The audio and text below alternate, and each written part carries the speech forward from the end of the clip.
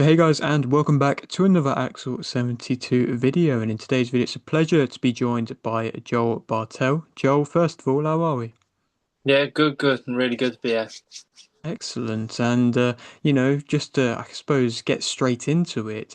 Just recently, I've seen you've been out in America, and, straight away, I kind of clocked on to the photo of you and Freddie Roach. And how amazing was it to meet somebody like that? I mean, I can tell that you're a big boxing fan just from what's behind you. And so, how great was it for you to be able to have that experience? Yeah, so I have been in America recently, but I was in Texas. See, I've been posting a few little bits just to keep myself ticking on Instagram. Mhm. I haven't been to LA, the Wildcard Gym, for a year or so now. I went there, did a few weeks sparring over there, sort of 8 weeks sparring with some of Freddie's boys, some of the boys over at Buddy McGirt's gym, Mhm. few other gyms, but the most recently I've been in Texas Mhm. at Bobby Benson's gym. I did Mhm. some sparring with Austin Trout and some other boys over there. And I mean, Austin Trout is an excellent name in which, I believe former world champion. And, what did you learn from that type of a fighter? Yeah, no, it was really great spar. That gym's seriously hot, but um, he's a smart fighter and carries the rounds well, goes through the rounds, doesn't get tired, little tricks to keep himself going without putting too much energy into certain things.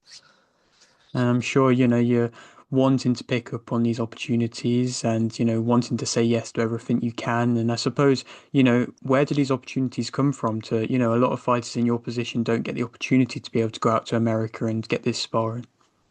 Yeah, no, really different. So when I originally went over and I was training at Freddie Roach's gym and Buddy McGirt's gym, Mhm. that was just before I turned pro, and I just always wanted to go around those sort of gyms. Mhm. So I just bought my flights, went over to America, got myself in a little motel, and just rocked up to the gyms and just sort of said, "Look, I'm here, ready Mhm. to spar. If you want to do some sparring." And so they gave me a few goes, and then they kept coming back to me because I was good sparring. So that's how my original one happened, and then I've had a few trips. So I went to Poland, a few other places, Texas, and that was with Mark and obviously Elle. She was fighting out in Texas. She fought on the influencer card against Paige Mhm. Van Zandt. So there's all different opportunities, and every opportunity that comes up, we just take it. So. And is that the mindset in which you've kind of always come into boxing with, you've got to take these opportunities and at the same time you've got to make these opportunities as well, as you've kind of said the first time that you went, you just, took a chance and then it worked out well for you.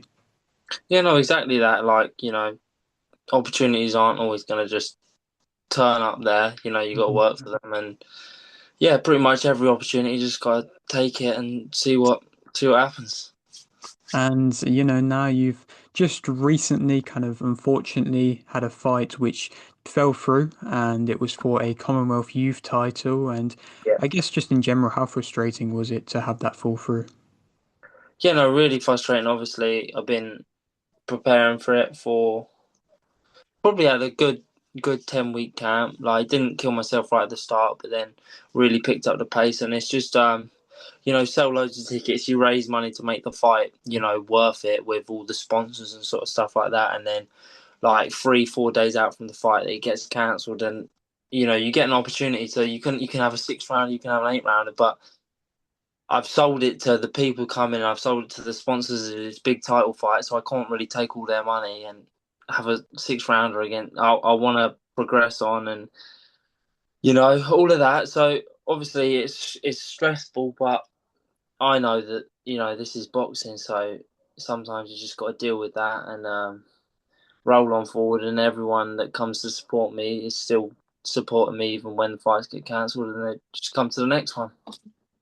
Do you feel like perhaps that is why you have such a good fan base, just due to the fact of, you're true to them. You're not gonna, I know a lot of fighters that probably would have taken a 6 rounder or an 8 rounder and tried to, still sell it to the fans as though it would be, some sort of a big fight still. But, you chose to, just get yourself off the card and wait for a better opportunity. Yeah, no, exactly. I think I don't lie about anything to anyone. So um, just tell the truth. and hopefully, people just rock with you. And I think all my people that come to support me, I know most of them personally. Some Mm-hmm. of them I don't know personally, but I always say it how it is. And with the fight obviously scheduled to be a big title fight, I'd also, like I said, I got good sponsors on board with it, and I just sort of felt like I can't be taking all this stuff off of them, Mm-hmm. promising this, not delivering, and then them sort of think of me as someone that doesn't deliver on their sort of things. So I Mm-hmm. want to be solid, Mm-hmm. reschedule it and deliver on what I said. And with that mindset, I suppose, was it easy for you to, stay motivated and just get straight back to training?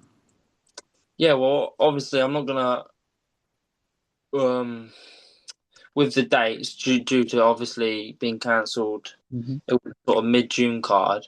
There is a few shows July, August, but there isn't loads. You know what I mean? Yeah. So I don't want to jump straight back in, kill myself, give myself an injury. So yeah, I took the first 2 weeks sort of I was training, but just Mm-hmm.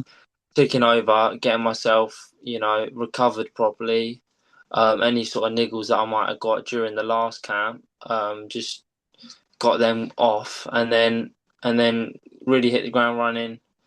Maybe a week or so ago, 2 weeks ago, and yeah, no, I'm feeling really good now, and I'm really looking forward to the fight. And I don't want to, suggest anything, but there is a to be announced kind of thing on your box rec at the moment with a September 13th date being floated around. And can you disclose anything more about that? Exactly that. So we've obviously looked at like options of things that are going on, other titles, all this sort of stuff. 100% is for a title. It's a 10 round title fight. Okay. Um, but I didn't want to go back to the same sort of thing and have the same problem. But obviously, that's on the cards. The Commonwealth Youth title is probably what I'm going to be fighting for. Okay. Almost, it's there. So 100% I'll be fighting for that. If something else better comes up in the meantime, we'll take that one and put that there. But Mhm. for now, it will be for the Commonwealth Youth title. And do you feel like this title is a very good stepping stone in your career, to pick up that first title and then you can definitely progress well from there? Because I mean, if you look at yourself again, going back to, the rankings of yourself at the moment, you are ranked highly in, England especially. And so do you feel like that is, like I say, a good stepping stone? Exactly that. Obviously, like you said, Britain is a great place for boxing. Top level boxers. And then obviously this Commonwealth title, Britain's included, all these other sort of Commonwealth countries. To get myself highly ranked in the Commonwealth overall will just boost me. Like you said in my British rankings, it'll boost me up there. It'll boost me up all around, and yeah, it's just a good title. I would like to, say, get a few titles, get a few sort of 10 round title fights. Mhm. Obviously, not the huge titles yet because they're 12 round titles, but I'd like to get a few 10 round titles in, Mhm. get a few belts in the 10 round area, and be experienced doing the distance and have titles behind me. To then move on to the Championship 12 with a lot of experience already in those long rounds and those title fights, and so I won't be so sort of fresh when I get there. I'll be sort of a bit seasoned in it. Do you feel like certain fighters do kind of jump to the 12 rounders because it's seen as these, world kind of rounds in which you have to be able to fight with a little bit too soon, do you feel like?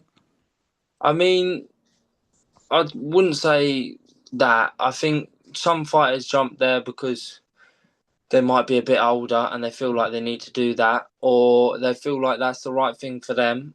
Mhm. And I would happily jump up, do the 12 round title fight now. I don't think I'll have any problem. Well, actually, I know I won't have any problem doing the 12 round title fight, winning the title, all of that. But I just know that I want to get a few titles behind me experience in the longer rounds, the 10 rounds. Before I do the 12 round titles, the more important titles. Obviously, every title is important. Deal with the one in front of you at first, and exactly that. I'm going to do that, but I just think I don't think there's like people do what's best for them or what they think's best for them. So I'm not going to say what anyone does is the wrong sort of thing. I just think they might believe that's the right way to go for them, but I want to build up experience myself first before I do those 12 round fights. And, with the plans that you have, with the fact that you've just, unfortunately had a fight cancelled, is it really reassuring to know that you have a promoter there who is, gonna be able to get you the fights and gonna be able to get you a new date? Because, certain fighters aren't, fortunate enough to be in that position. Yeah, no, definitely. Obviously, recently changed management. I've just gone to Steve, Mhm, and I went there. Just he's a trustworthy guy. He doesn't bullshit. If he mhm, said he can do that, he'll do that. He's not gonna blow smoke up your ass. Say, "Oh, I'll get you this title, get you this title," then don't deliver on it. He'll mhm. say what he can do. If he doesn't think he can provide that title for that fight, he won't do that. And like with the last fight, he said he could provide the title. He did provide the title. It wasn't our fault that the fight got cancelled last minute. And just a consistent guy that can. He's got dates throughout the year, so I can box all throughout the year, Mhm. and he doesn't lie to you. Provides you with the opportunities and comes through with them. And of course, Mark Tibbs is also in your team as well, a very notable guy in the kind of British boxing scene. And again, does he have them kind of similar attributes where, he is going to kind of just tell it how it is? Yeah, no, definitely, definitely. So obviously we've got Mark and Jimmy. So I work closely with both Mark and Jimmy, Hmm. and they are exactly the same things. They say it how they see it, and that's that. Hmm. And do you feel like both of them really kind of invest well in all their fighters? They work with fighters who are on the big shows like your matchrooms, but then also, on your smaller hall shows as well. And do you feel like the investment in them fighters is the same wherever you're at in your career? Yeah. So obviously you've got, like you said, you've got fighters on different sort of promotions, different levels of promotions, uh different points in their career. Obviously, people that have in a bigger fight will take priority Hmm. at the time. If you've got a fight at the same time, they'll take priority, but you'll still get your work in. You'll still get your time with both both of them. Hmm. But yeah, no, they exactly what they are. Seasoned trainers that know what they're on about, and yeah, exactly. And of course, working in and around them, I'm sure you're getting some excellent sparring in. And, are these names, again, any names in which you can mention? And again, is these names just elevating your career? Yeah, no, exactly. I before I turned pro, as amateur throughout COVID, I sparred almost every pro that I can think of in the country, from welter all the way up to super middleweight. Wow. So I had that experience throughout the country, sparring all the pros, Hmm. and then now my time as a pro just to learn. So I don't need to particularly spar all the best names. Hmm. But obviously, when you're in camp, you want a good hard spar, and then you want some learning spars.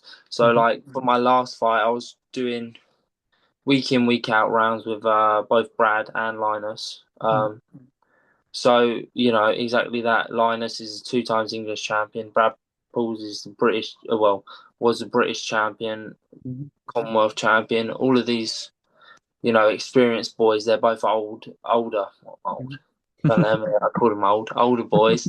31, experienced. And I'm just 23. So, yeah, can only do good for me with these fights coming up. And, you're in a position in your career which, you are still quite a freshly turned over pro, realistically. Yes, you've had a few fights now, but, did you feel like you kind of effortlessly transitioned from amateur to pro? Because I know a lot of fighters, struggle with that. Yeah, no, I feel like as amateur, I was always sort of, sort of aimed at the pros. I sort of didn't have that sort of like picky point, sort of long style, quick on the feet. I mean, as I've turned pro, I've actually worked on that sort of stuff a lot more, and I'm a lot better at it now. But Hmm. as an amateur, I just sort of, you know, got stuck in, Hmm. dealt with it, and that's how it was. And like I said as well, before I turned pro throughout COVID, so I had COVID and then I had one season as a senior. But throughout COVID, I spent the whole time sparring pros. So like I'd already spent those years practicing as a pro, getting used to the styles. I was like doing like 10, 12 rounds worth of sparring with pros like Felix Cash all throughout COVID. So like I was already per se transitioning to a pro. Hmm. No, that's excellent to hear. And you hear them type of stories sometimes where you see fighters that have sparred just so much. And I suppose to an extent, could you argue that your sparring has been more beneficial for your career than your amateur career was? I mean, yeah, so like the sparring throughout COVID, I would definitely say, because I sparred all different styles, all different power, all like everything. So I've seen throughout my sparring, I've seen all the different styles of pros, all the different powers, all different, good engines, all this sort of stuff. So, yeah, I could say that. But also, as amateur, had a lot of fights, get used to fighting week in, week out. So it's a completely different thing. But there's a lot of. I feel like there's a lot of pressure as an amateur. Hmm. Um, and I always felt like everything was the most important thing that had ever happened as amateur. It's like so much pressure on everything. So actually, it feels like it's really helped me with the pros, sort of not take the pressure off a bit, but already used to dealing with all the pressure because I felt like everything was the most important thing in the world as an amateur. Hmm. Okay, and so I suppose, with that mindset when you came into the pros, I'm sure you had a kind of goal that you set, but has that goal changed throughout your professional stint so far, or is it, just the same kind of mindset? I mean, it's exactly the same, Hmm. exactly the same. Maybe slightly different reasons. I don't think there's slightly different reasons, but it's still exactly the same. I want to go the classic route. Ah, Southern English, British, Commonwealth, European world titles. Want to hmm. go the classic route. That's how all the best British fighters have done it. Of course. So, and I think the fighters that sort of swerve that come in, win those sort of continental. I mean, you're good, win those continental titles, but go the classic route and win them. Just Hmm. sort of swerve it, come around, get their world ranking high, then get those world title fights. I think they come unstuck. No, definitely. And it's refreshing to hear that you have that kind of mindset where you don't really want to be doing that. And, I'll leave with this final question. I appreciate your time, Joel. And so, I always like to open up the floor. Is there anything you want to kind of shout out or promote? Yeah, I'd just like to say thanks. Like I said, we said earlier to everyone that supports me, comes to all my fights, supports me everywhere. So that's thanks to the Bartells Cartel, and I want to just say thanks to all my sponsors. Got DPS Guildford, Easy FX, DNR Electrical, Big Fish Records, and Guildford Trees and Landscapes. And I'll be hoping to see that the Bartells cartel carry on growing and progress. And, like I say, great to have you on. Real pleasure. And, yeah, thank you very much again. Hopefully, we can have another little catch up soon. Exactly that, and yeah, thanks for your time. It's been good chatting. Perfect. Thank you very much, man. Cheers.